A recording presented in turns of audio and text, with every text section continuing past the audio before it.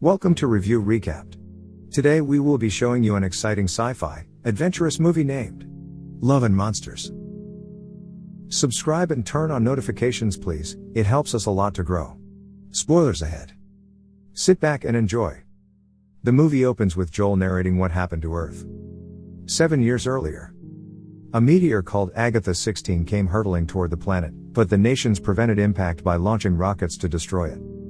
Unfortunately, this led to chemical compounds raining down on Earth's creatures, mutating things like insects, crabs, or slugs into gigantic monsters. Within a year, 95% of the human population is gone. Joel has been living in a bunker colony with survivors ever since. Joel is the only one in his colony who doesn't have a romantic partner. He usually has to listen to everyone have sex near him, and his biggest asset to them is making minestrone and occasional handiwork since he has a problem with freezing when it comes to monsters. He usually draws the ones he's seen and keeps a guide for how to survive in the new world. One afternoon, he manages to make contact with his old high school girlfriend Amy over the radio.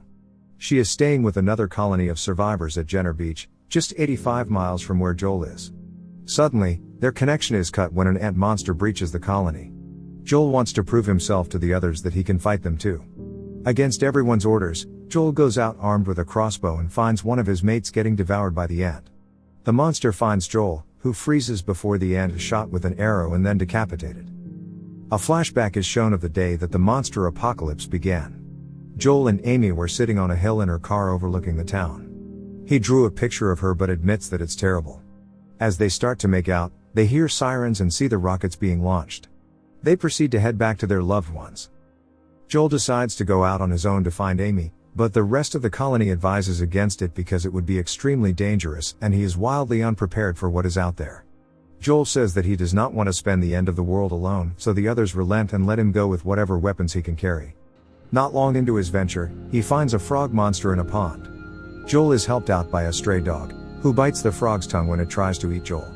He follows the dog into a bus, where he sees that the dog is called Boy. He keeps a red dress that belonged to his previous owner, and he gets defensive when Joel touches it. Joel stays in the bus with Boy for the night. In the morning, Joel tries to head off on his own, but Boy wants to follow. Joel allows it and finds that Boy becomes an excellent companion. He even manages to keep Joel from eating poison berries. While walking, Joel falls into a nest of worm monsters. He is found by survivors Clyde and Minnow. They help pull him out and kill the creatures using a katana and a grenade. The two berate Joel for being out in the field with the little expertise that he has, but they offer to let him and Boy join them on their venture to the mountains where the temperature is too cold for monsters. Clyde and Minnow teach Joel a few things about dealing with monsters, such as how to identify some of them. The worms were sand gobblers, and they even help him improve his aim with his crossbow. On their journey, they find a giant snail monster that they call boulder snails. Clyde has Joel take off his shirt so that the creature may carry off with his scent to draw the other monsters away from them. He and Minnow point out that some monsters are friendly, but you can mostly tell by looking at their eyes. They also hardly stop to rest for fear that the monsters will steal food supplies before they can get to it. After he tells them he is going to find Amy, they encourage him to not settle, even at the end of the world. Once they reach their furthest points, Joel decides he must split from Clyde and Minnow.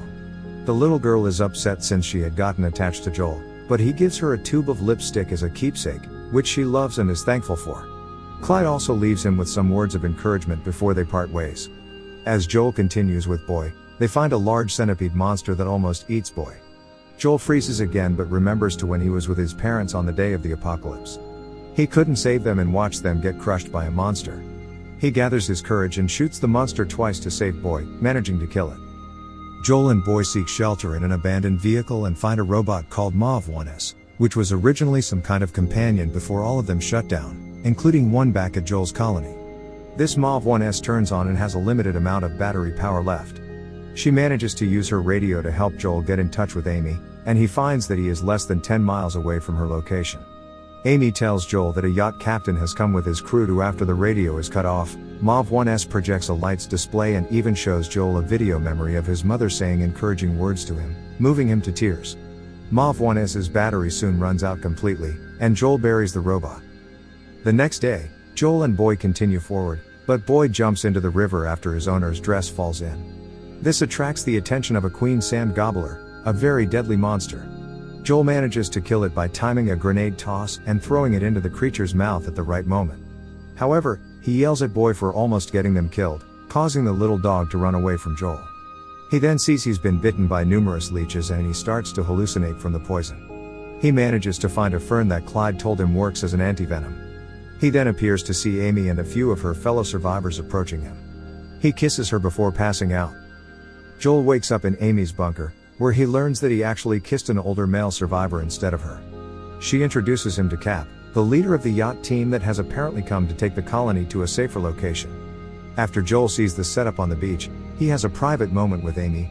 While she is happy to see him and glad that he survived, she tells him that she has long since moved on from him and even had a relationship with another survivor who died the year before.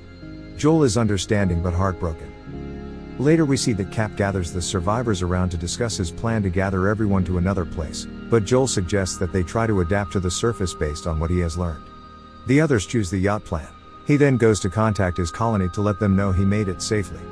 Everyone is excited and happy to hear Joel's voice, as well as knowing that he actually managed to kill a monster. He is then brought a plate of berries, which he recognizes as the ones that Boy was trying to keep him away from. Joel realizes Cap is not what he seems. When he goes to warn Amy, Cap's henchwoman Dana knocks Joel out. Joel wakes up tied up with Amy.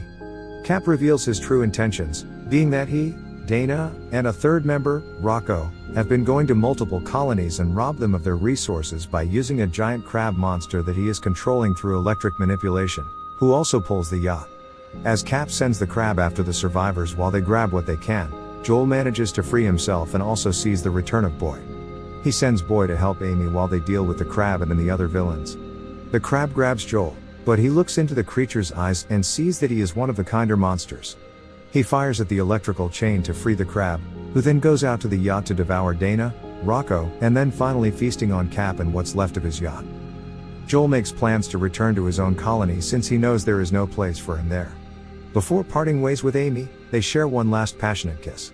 It appears to reignite the spark for Amy, and she tells Joel she will go find him. He leaves her with his monster survival guide and takes Boy with him to make the trip back to the colony, where he is welcomed with open arms. Joel leads his colony to the surface now that he has a better understanding of the creatures around him. He broadcasts a message through the radio to other survivors to encourage them to go to the surface and fight back if necessary. In the end, it's shown Clyde and Minnow, who both made it to the mountain, hear the message and wish Joel well, although they think he will probably get eaten by snow spiders. Thanks for watching. Hope you enjoyed the movie.